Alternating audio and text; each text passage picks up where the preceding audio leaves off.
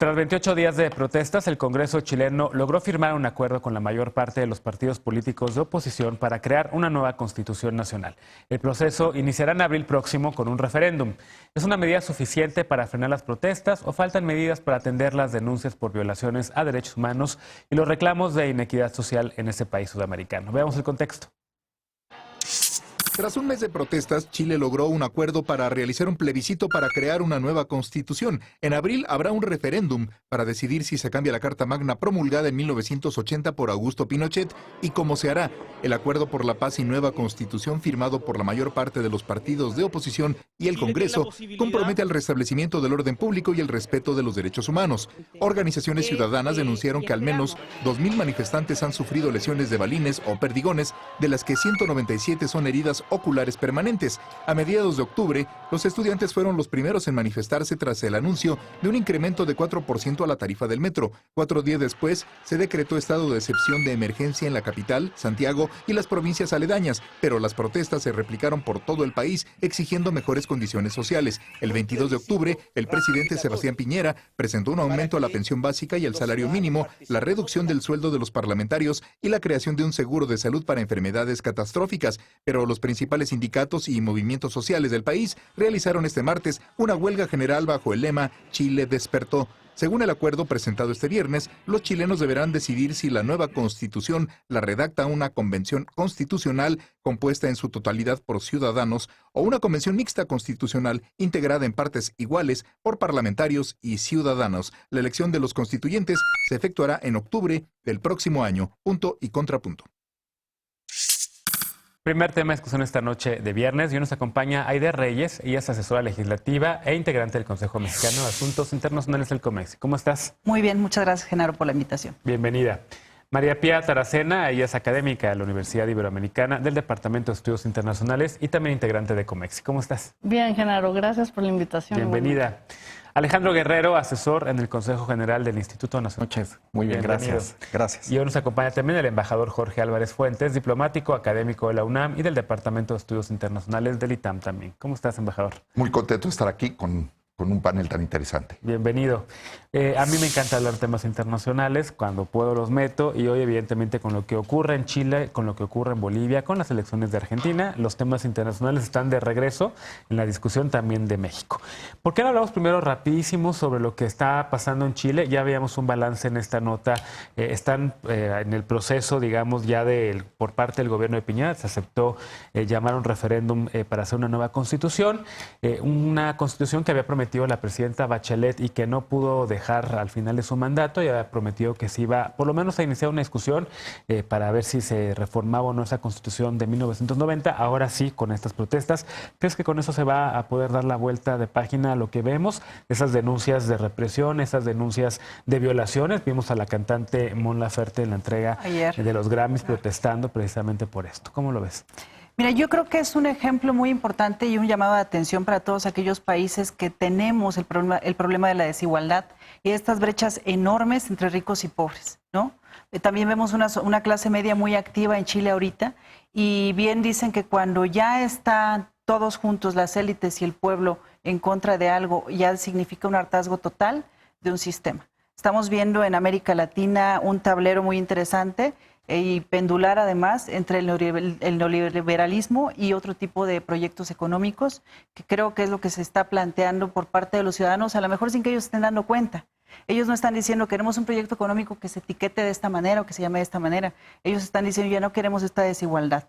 Creo que nos deja una lección muy importante, y en el caso de México, hace rato que lo comentábamos antes de entrar al aire, pues es en lo que se está trabajando, precisamente poder cerrar esta brecha de desigualdad, porque la desigualdad es lo que propicia a no tener paz. Entre más desigual sea un país, más condiciones hay para que se rompa la paz. Entonces creo que ese es el punto de partida, y es muy lamentable lo que está pasando ahorita en Chile, hermanos contra hermanos. Al final del día están protestando. Hay obviamente daños colaterales, hay terceras personas que a lo mejor no están ni de un lado ni del otro del conflicto, pero que tampoco ven mal que ya haya una manifestación. ¿Por qué? Pues porque ya no quieren pagar el agua a los precios que la pagan, porque están inconformes con su sistema de pensiones, porque están inconformes también, sobre todo con el sistema económico, y porque hay una desconexión enorme, y esa es otra de las lecciones que se deben de tomar en estos países que tenemos desigualdad entre gobernantes y gobernados, ¿no? Hay ejemplos muy comunes que estuvieron citando a través de la prensa chilena o a través de la prensa argentina, donde decían, es que cómo es posible que los ministros digan o nos digan a los ciudadanos que si queremos, o si nos quejamos por el sistema de salud, pues que lo aprovechemos para hacer vida social en lo que hacemos la cola para que nos atiendan, ¿no? O lo otro que decían, porque todo empezó por el problema del aumento de la tarifa del transporte. Entonces dicen, bueno, pues no se preocupen, si saben que se aumentó el transporte, para que no paguen tanto, levántense más temprano y vayan más temprano porque a trabajar. La tarifa empezaba más cara a partir de las 7 de la mañana. Claro, entonces así, ¿no? Esos planteamientos de ministros, pues lo que te dicen es que hay una desconexión enorme entre pueblo y gobernados, y que precisamente esta élite que podía estar gobernando Chile no tiene idea de a quiénes está gobernando. Sebastián Piñera, independientemente que haya estado antes y que haya generado empleo y que haya generado crecimiento económico, eso no quiere decir que sea una persona conectada con el pueblo. Él tiene una fortuna de $2.700 millones aproximadamente, calculada por Forbes. Y esto te habla, no es que esté mal el tener dinero, pero sí te habla de que viven en un mundo diferente que no te conecta con la gente. Entonces eso es muy importante y es una lección que nos debemos de llevar todos los países con desigualdad. Entre más desigualdad, menos condiciones de paz. A ver, embajador Álvarez, pero hay quien dice que Chile era la joya, la corona del neoliberalismo, que los indicadores de la desigualdad habían mejorado mejor que en cualquier otra parte de América Latina y que lo que estamos viendo en las calles es otra cosa. Pues sí, hay lecturas contradictorias. Yo creo que una de las cosas que también subrayaba hace un momento Aide, ha habido una elitización de la política en Chile. Chile son cuando menos dos países.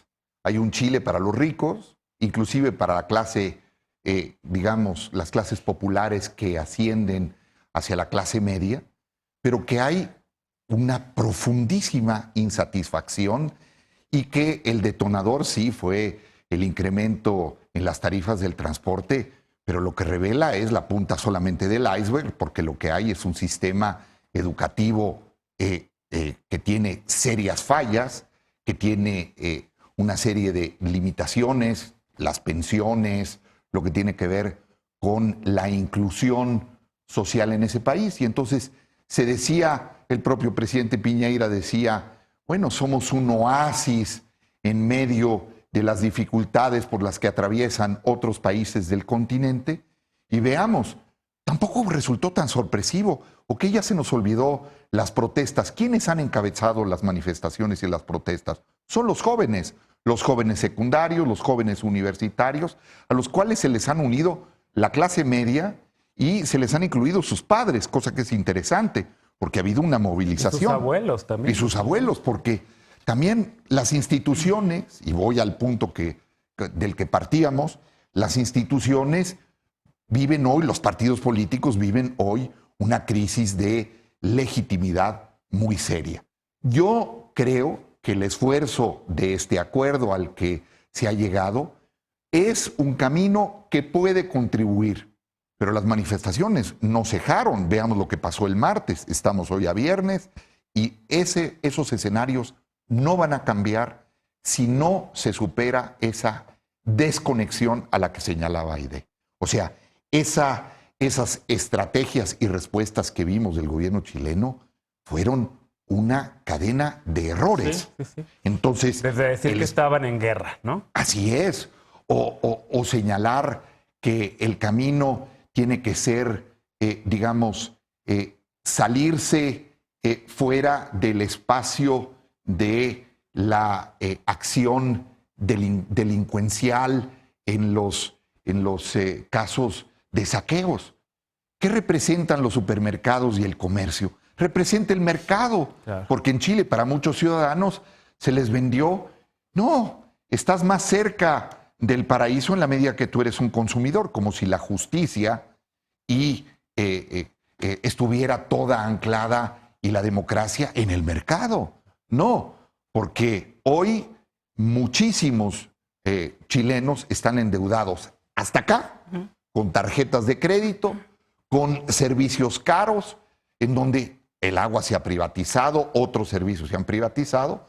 Entonces, Chile vive un momento, no hay un punto para atrás. O sea, no hay un camino de regreso.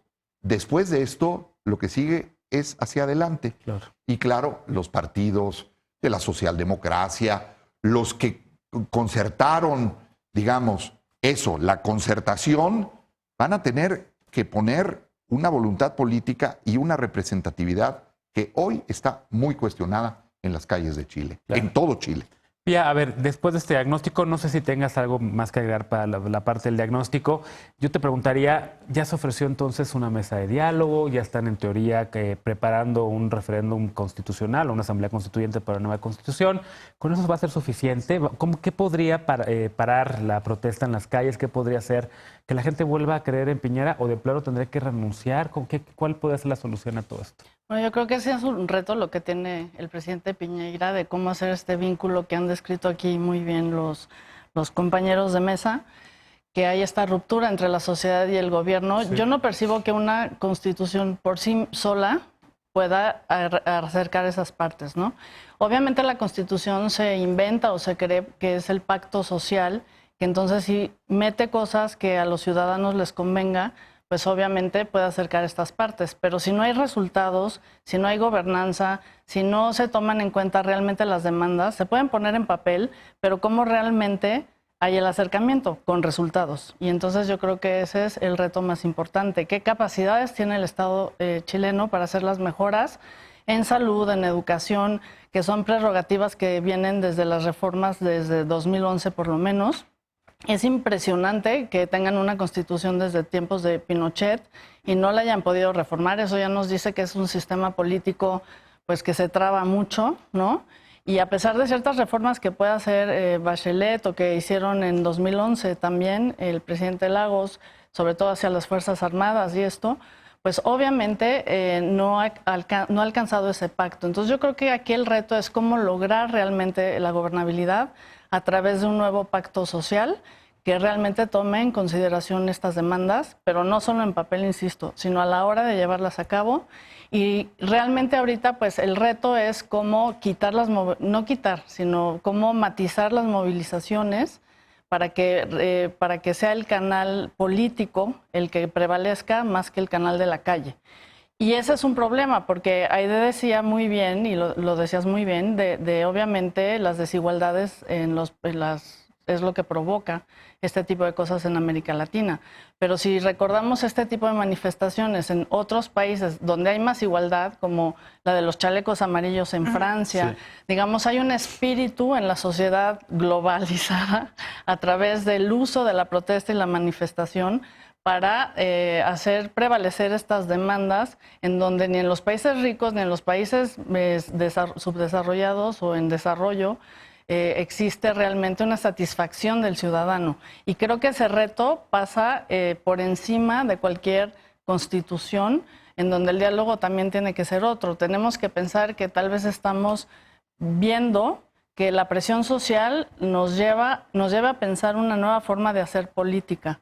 Y justo si está polarizada no solo la élite con los ciudadanos, sino además está polarizado el discurso entre los políticos, entre que se están peleando ellos, tienen que encontrar un punto para hablarse ellos y para ser muy incluyentes con toda la sociedad.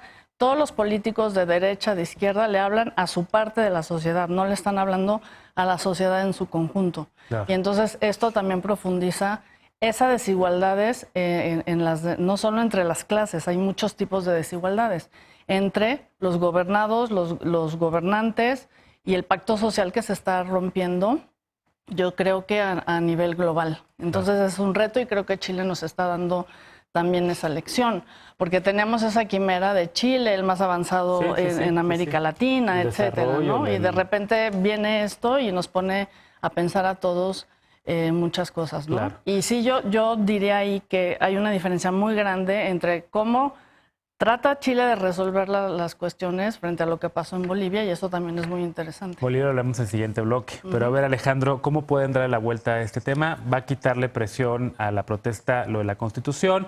¿Va a tener que dar resultados Piñera? ¿Tendría que poner su renuncia en la mesa? Yo creo que la Constitución sí es una señal positiva que está enviando el gobierno, Hay un elemento muy importante que quiero destacar. Esta va a ser una constitución emanada de un plebiscito. Entonces, además es una constitución que nace de un proceso democrático. Por primera vez, la constitución de 1980 emanó de una dictadura, la de 1925 emanó de una guerra civil, la de 1833. Entonces, yo creo que esto es un elemento muy importante, si bien no va a apaciguar las protestas, pero sí creo que es una demanda ya de muchos años, desde los años de Ricardo Lagos. Los estudiantes ya habían pedido una nueva constitución. Además, una constitución donde se preveían senadores vitalicios, donde se preveían muchas figuras antidemocráticas. Y bueno, yo creo que reemplazar esta ley fundamental heredada de la dictadura militar, pues es una señal muy positiva. Senadores vitalicios como el mismo Pinochet, que fue senador vitalicio, o dinero de la empresa de cobre para el ejército como tal, ¿no? Entonces, a ver, pero la discusión en torno a la Constitución cierra algunas heridas, pero quedan otras abiertas con todo este proceso de represión. ¿Cómo garantizar que no haya repetición del daño? ¿Cómo garantizar que todas estas personas que fueron lastimadas en las protestas pues puedan tener justicia? Sí, vive horas cruciales Chile. Lo platicaba con el embajador hace un momento, antes de salir al aire. Creo que lo que se necesita más que nada es oficio político, bueno, en toda la región, oficio político y diplomático de parte del presidente. Creo que el presidente ya está más abierto, el presidente Piñera ha echado a andar una agenda social. Ya, bueno, ha disminuido algunos precios de servicios básicos, de servicios públicos. Y yo creo que mediante el diálogo y la concertación es la única salida a estos problemas que está viviendo Chile tan terribles, claro, que ha vivido como nunca en los últimos 30 años. Yo agregaría ahí un elemento que me parece importante, ¿sí? Y es, yo creo que hay una agenda que tiene que atenderse, y es las nuevas formas de participación, comunicación y compromiso de los jóvenes. Digo, ante o sea, hay un proceso muy agudo de hacer de la vida social una mercancía. Y para muchos jóvenes hoy en la región y en el mundo hay una profunda insatisfacción. O sea, ¿cómo lograr que efectivamente haya un cambio para esos jóvenes?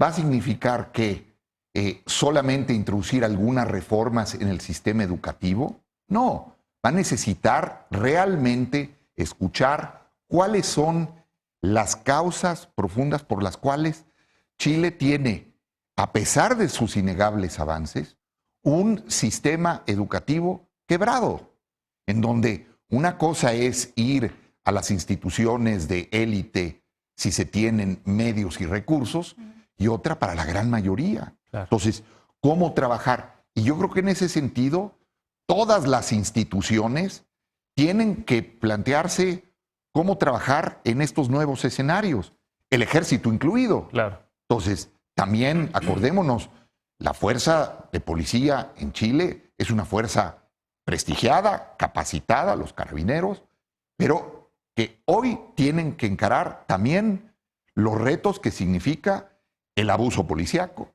la vulneración de condiciones y vejaciones que hoy, sin duda, generan y hacen que el malestar se extienda. Claro. Tenemos que hacer una pausa, nos acabó el tiempo de este bloque, pero si quieren retomar Chile en el siguiente lo podemos retomar, aunque tenemos que hablar de Bolivia regresando, porque es un país que sigue en crisis política y el movimiento al socialismo y el gobierno interino ya empezaron a dialogar, y aquí en México tenemos de huésped distinguido al presidente Evo Morales. Regresamos con este tema punto y contrapunto, no te vayas.